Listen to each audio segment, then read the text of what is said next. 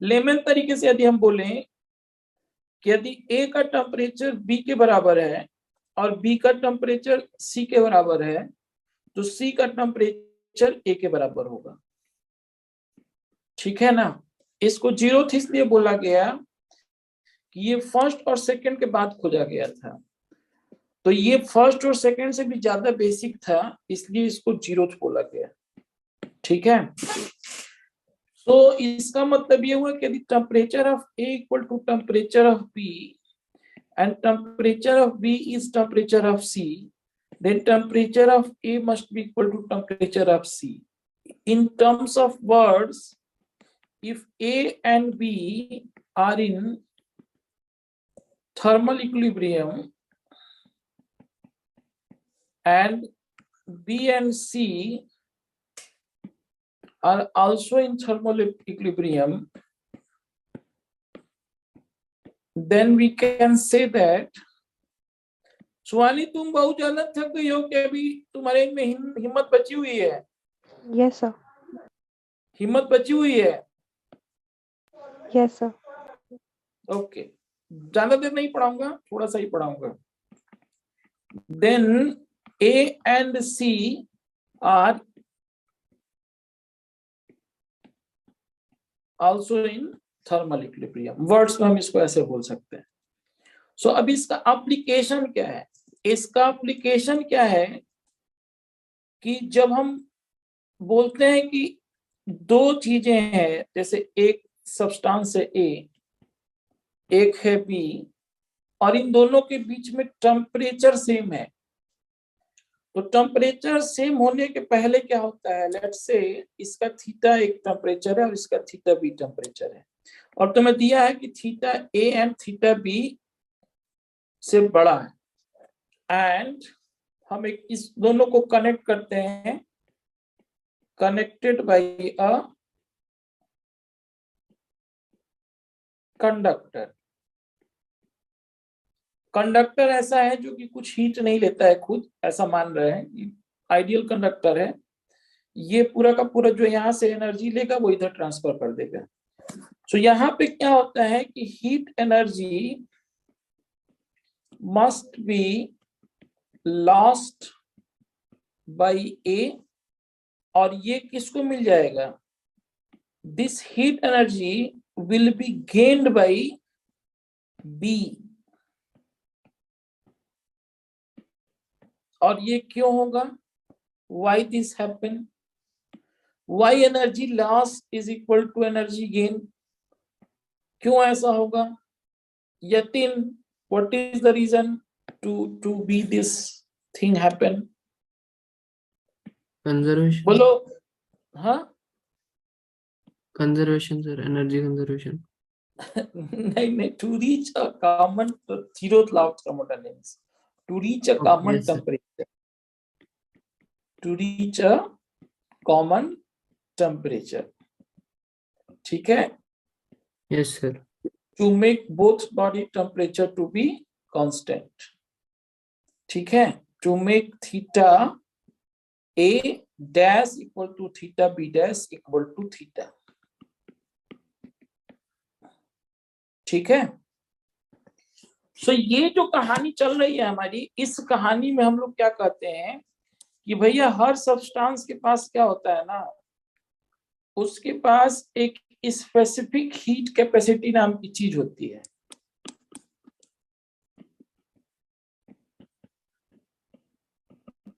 और ये क्या होती है कि स्पेसिफिक हीट कैपेसिटी, ये जो होती है वो प्रॉपर्टी होती है उस सब्सटेंस की, मॉलिक्यूलर लेवल की।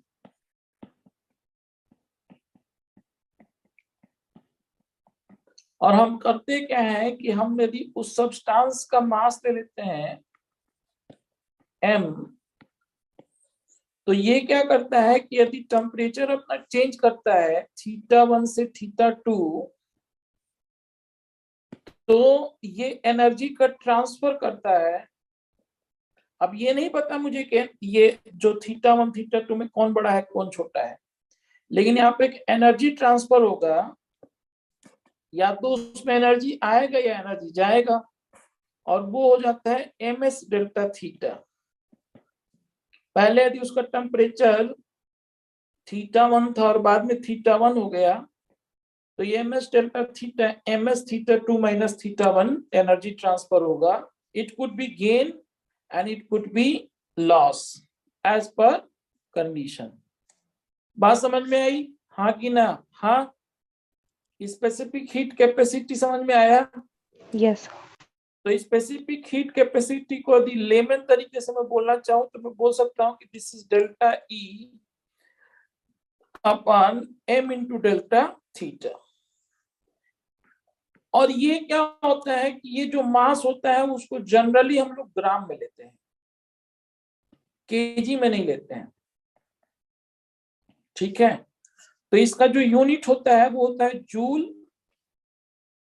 पर केजी पर डिग्री सेल्सियस, या फिर कहीं कहीं पे तुमको मिलेगा जूल पर ग्राम पर डिग्री सेल्सियस, या डिग्री सेल्सियस आर के, दोनों हो सकता है. सो अब क्या होता है कि अब हम चलते हैं जिस तरह के क्वेश्चन हमारे पास आते हैं. सो कैलोरीमेट्री के अंदर हमारे पास क्वेश्चन क्या आता है? कैलोरीमेट्री मतलब स्टडी ऑफ टेम्परेचर. तो स्टडी ऑफ टेम्परेचर जैसी कोई चीज तो हम कर नहीं सकते हैं. अच्छा देखो, टेम्परेचर को नापने का एक अलग तरीका होता है. उसके लिए जो इंस्ट्रूमेंट यूज करते हैं उसको हम लोग थर्मामीटर बोलते हैं. टू नापने को क्या बोला जाता है जी अंग्रेजी में? To measure. To measure the temperature जो तरीका है उसको हम लोग स्टडी करेंगे. थर्मामीटर से हम उसको ये करते हैं और उसको हम लोग एक्सपेंशन वगैरह में अगले चैप्टर में करेंगे. कैलोरीमेट्री में बेसिकली स्टडी ऑफ टेम्परेचर, यानी कि हम क्या करते हैं, चेंज इन टेम्परेचर की बात करते हैं. Study of change in temperature हम ऐसा बोल सकते हैं. और ये चेंज इन टेम्परेचर जो होता है वो किस वजह से होता है? हीट ट्रांसफर की वजह से होता है. तो मोटा मोटी हम बात कर रहे होते हैं study of temperature R phase change. कई बार क्या होता है ना कि तुम चीजों का फेज चेंज करने में भी हीट एनर्जी दे देते हो. तो study of change in temperature R phase change. यदि ये सेम फेज में होगा तब स्टडी ऑफ टेम्परेचर होगा. और यदि ये फेज चेंज करेगा, यदि सॉलिड से लिक्विड गया, या लिक्विड से सॉलिड गया, या लिक्विड से वेपर गया, या लिक्विड से वेपर से लिक्विड हुआ, तो ये जो चीजों को हम करते हैं इसके अंदर जो हीट इन्वॉल्व होता है, हीट इन्वॉल्व जो होता है जिसका मेजरमेंट होता है टेम्परेचर, उसकी हम स्टडी कर रहे हैं.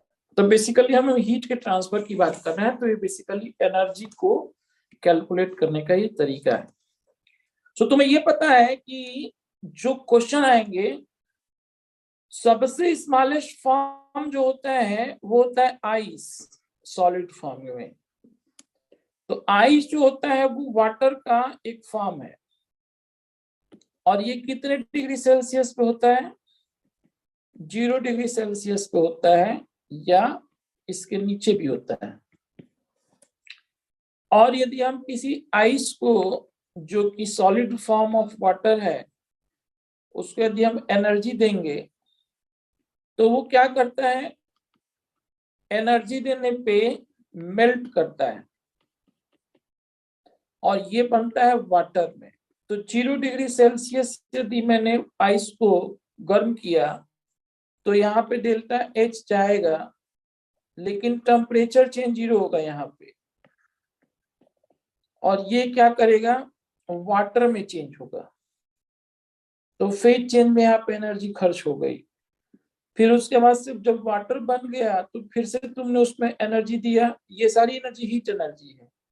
तो अब इसका टेम्परेचर डेल्टा एच यहाँ पे भी तुम दे रहे हो, लेकिन यहाँ पे थीटा की वैल्यू बढ़ेगी. यहाँ पे डेल्टा थीटा पॉजिटिव होगा और ये क्या करेगा कि एक जगह तक पहुंचेगा और पहुंचने के बाद क्या करेगा कि ये एक 100 डिग्री सेल्सियस पे पहुंच जाएगा. और 100 डिग्री सेल्सियस पे जो वाटर होता है उसको मार्केट में हम लोग बोलते हैं स्टीम। अभी स्टीम बना नहीं है, 100 डिग्री सेल्सियस पे ये बॉयल करने लगा है, बॉइलिंग पॉइंट ऑफ हम वाटर बोलते हैं। अच्छा, इसको जो चीज है, जो ये वाला चीज है, इसको हम बोलते हैं मेल्टिंग पॉइंट। और ये मेल्टिंग पॉइंट किसका है? आइस का। और यहाँ पे वाटर का आ जाता है बॉइलिंग पॉइंट।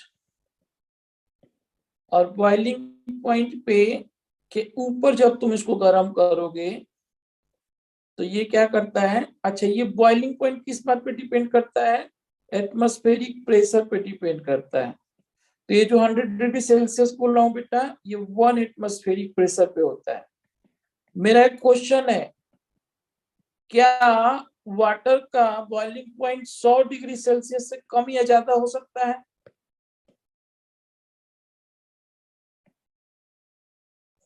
बोलो।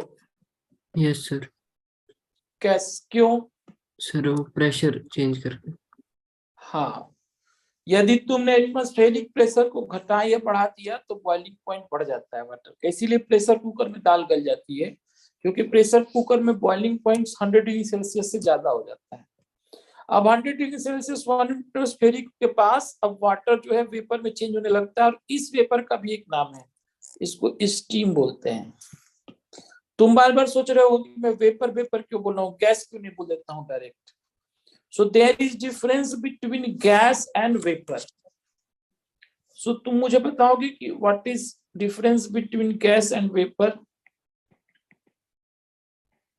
Anyone? Difference between gas and vapour. क्यों मैं बार बार वेपर लिख रहा हूं? Why not gas? सुहानी, पता है कुछ? तुम्हें कुछ पता है यतीन, वेपर और गैस के बीच में डिफरेंस? सो इसमें जो मोस्ट इंपॉर्टेंट कॉन्सेप्ट है वो है कि हर गैस का एक क्रिटिकल टेम्परेचर होता है। अच्छा, क्रिटिकल टेम्परेचर में मत बोलो, तुम इसको बोलो क्रिटिकल पॉइंट, क्योंकि इसमें तीनों चीजें आ जाएंगी। हर गैस का एक क्रिटिकल पॉइंट होता है जिसमें उसका प्रेशर, वॉल्यूम और टेम्परेचर तीनों होता है। Critical volume, critical pressure, critical temperature. ये है क्या? यदि किसी भी गैस को, if we want to liquefy a gas, we must cool it down to a certain temperature, and then by applying pressure we can liquefy this gas. ये gas की property है, इसको तुम किसी भी टेम्परेचर पे लिक्विफाई नहीं कर सकते हो प्रेशर के द्वारा। So a gas can not be liquefied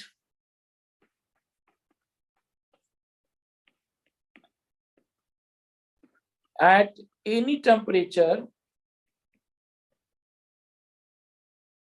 with application of pressure.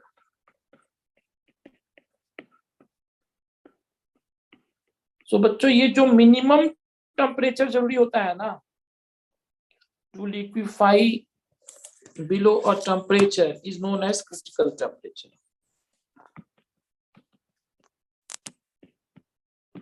So this minimum temperature is known as critical temperature. बोलो, ये बात समझ में आई? हाँ कि ना? हाँ, आगे बढ़ो। अब क्या होता है कि हमारे पास जब ये बात हो गई तुम्हारे पास क्रिटिकल टेम्परेचर की, सो अब क्या होता है, जो क्वेश्चंस आते हैं हमारे पास कैलोरीमेट्री में इन योर सिलेबस, उसमें क्या होता है कि जनरली सॉलिड होता है, पानी का ही आइस फॉर्म,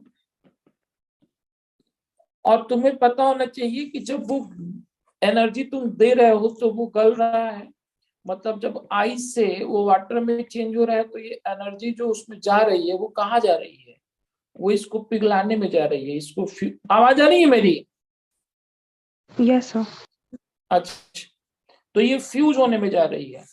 सो यहाँ पे 1 ग्राम वाटर को जो एनर्जी जरूरी है, सॉरी 1 ग्राम आइस को जो एनर्जी जरूरी है वाटर में चेंज होने के लिए एट 0 डिग्री सेल्सियस, वो एनर्जी को हम लोग बोलते हैं लेटेंट हीट ऑफ फ्यूजन। तो यदि मैं तुमसे बोलूं कि m ग्राम का एनर्जी क्या होगा, तो तुम लिखते हो, जो हीट एनर्जी लिखते हो वो लिखते हो H equal to m into L F, और ये जो H होगा ये आइस टू वाटर में जब खर्च होगा तो ये जो LF होगा इसकी वैल्यू हो जाती है 80 कैलोरी पर ग्राम। ये याद रखना है, ठीक है? ये बिल्कुल याद कर लो तुम लोग, दिया भी रहता है कई बार, नहीं भी दिया रहता है, और इसको कैलकुलेट करोगे तो यह जाएगा 332 जूल पर ग्राम, क्योंकि 80 में हम 4.18 से मल्टीप्लाई करेंगे, जूल इक्विवेलेंट जो है तो इतना ही आ जाएगा, ठीक है? अब क्या होता है कि एक होता है आइस का specific heat capacity. Heat capacity तुम समझ रहे हो, स्पेसिफिक हीट कैपेसिटी वो जो ms डेल्टा थीटा था। सो मान लो कि आइस तुम्हारे पास -30 डिग्री सेल्सियस पे था और वहां से पहुंचा वो 0 डिग्री सेल्सियस पे, तो यहाँ पे क्या करेगा, m ice into latent heat of ice into delta theta करेगा ये चेंज, और डेल्टा थीटा ऑब्वियसली यहाँ पे 30 डिग्री आएगा। सो बच्चों ये जो एल आइस होता है इसकी वैल्यू होती है 1/2 कैलोरी पर ग्राम पर डिग्री सेल्सियस, और इसको तुम याद रख सकते हो 2.09, 1 भी याद रखोगे तो भी चलेगा, लगभग सेम आ जाता है। 4.2 भी ले लोगे तो कोई बहुत बड़ा धोखा नहीं हो जाएगा, ये जूल में आता है,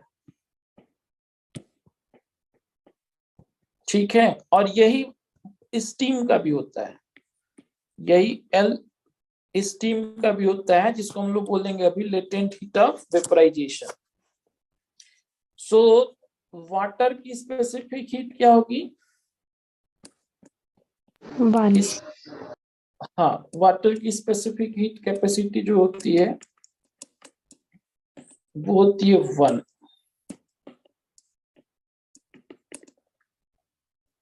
और लेटेंट हीट ऑफ वेपराइजेशन क्या होता है, वो याद है तुम्हें? वो होता है 540. यस एग्जैक्टली, जिसको 2268 याद रखना तुम लोग जूल में, ठीक है? ये 4.2 भी याद रख सकते हो, Yes, sir. बहुत ज्यादा डिफरेंस नहीं आता है इसमें। और वाटर का जो स्टीम का जो लेटेंट हीट ऑफ वेपराइजेशन होता है, 80. अच्छा ये जो हीट ऑफ वेपराइजेशन वेपराइजेशन 80 उसका होता है, आइस का होता है, ये तुमने सही बोला था 540 कैलोरी पर ग्राम, तो ये 2268 होता है जूल में, मल्टीप्लाई करके चेक कर लेना। तो ये सब तो कुछ वैल्यूज है जो आप याद रखेंगे। अब क्वेश्चंस कैसे आते हैं, व्हाट इज क्वेश्चंस जो तुमसे पूछे जाएंगे? तो जैसे एक सिंपल सा क्वेश्चन मान लो तुमसे पूछ दूं कि मैंने क्या किया कि 3 इक्वल मास लिए और लिक्विड 3 लिक्विड लिए और ऐसे भर दिए, इसमें तीनों के लिक्विड के मास से मैं, इसमें ए वाला है 25 डिग्री सेल्सियस पे, दूसरा वाला क्या किया कि मैंने दूसरा एक लिक्विड उतना ही मास लिया, वो मैंने रख दिया बी वाला, और वो बेटा है 30 डिग्री सेल्सियस पे, और तीसरा वाला मैंने एक लिक्विड लिया सेम मास का और वो मैंने रख दिया, वो हो गया 35,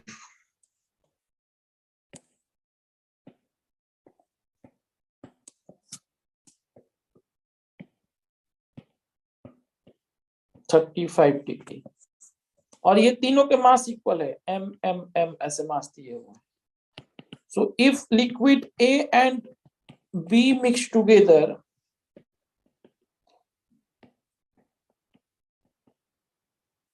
T equivalent comes to be 28 degree Celsius. फिर बोल रहा है कि यदि P एंड C को मिलाया तो इक्विवेलेंट टेम्परेचर जो आ गया वो आ गया 30 और 35 के बीच में कुछ आएगा, तो लेट्स से 32 डिग्री सेल्सियस आ गया। The question is what will be T equilibrium if A and C be mixed together? Question समझ में आ रहा है जी तुम्हें? Yatin yes sir. करो। गौरी कहाँ रह गई आज? अच्छा, उसके स्कूल में शायद एग्जाम चल रहा होगा।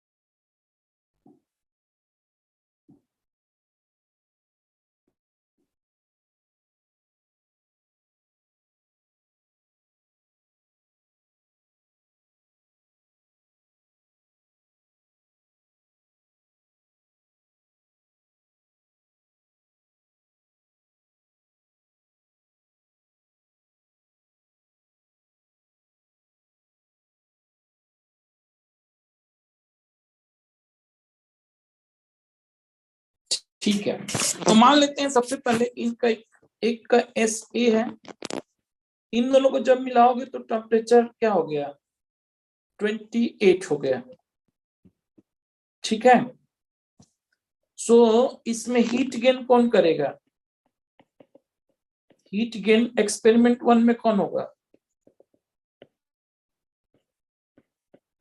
हीट गेन एक्सपेरिमेंट 1 में करेगा A। ठीक है जी, और ये किसके बराबर होगा?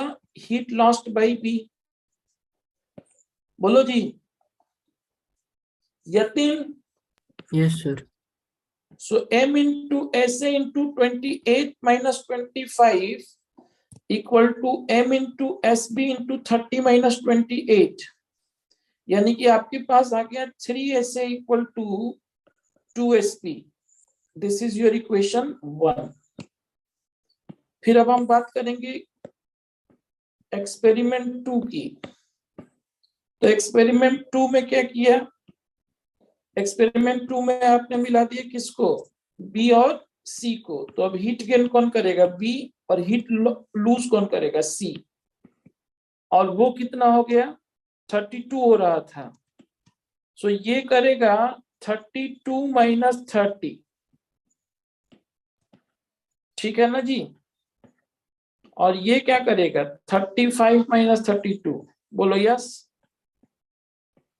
Yes. Hello, yes sir. 35 minus 32। सो बेटा यहाँ पे इक्वेशन क्या बन गया तुम्हारे पास? दूसरा वाला 2SB equal to 3SC। This is equation 2। So by equation 1 and 2 तुम्हें क्या मिल गया? SA इक्वल टू SC मिल गया। बोलो हाँ कि ना? हाँ, तो अब तुम्हारा काम हो गया बहुत आसान। कितना आसान? बहुत आसान, क्योंकि अब तुमको कुछ नहीं करना है। अब तुम्हें यहाँ पे लिखना है 3, और हीट गेन बाई A, यही तो गेन करेगा ना, equal to heat lost by C. बोलो हाँ कि ना? हाँ बोलो Yes. जी। Yes, तो sir. बेटा ये होगा तुम्हारा ऐसे, और यहाँ पे तुम लिख लोगे थीटा, मान लो कि थीटा टेम्परेचर कर रहा है वो, तो थीटा -25, और यहाँ पे क्या कर लोगे, ये लूज करेगा तो इसका कहाँ चला जाएगा, 35 माइनस थीटा। तो चूंकि ऐसे इक्वल टू ऐसे तुम निकाल चुके हो, तो ये दोनों कैंसिल आउट हो जाएगा, हाँ कि ना? बोलो।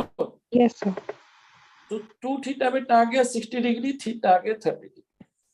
और जब भी दोनों का सेम आ जाएगा ना, तो बीच में आएगा। वैसे भी यदि तुम इसको थोड़ा सा लॉजिकली करते ना, तो भी तुम कर सकते थे। ऐसे इक्वल टू ऐसे आ गया, इसका मतलब क्या हो गया, बीच में आ जाएगा।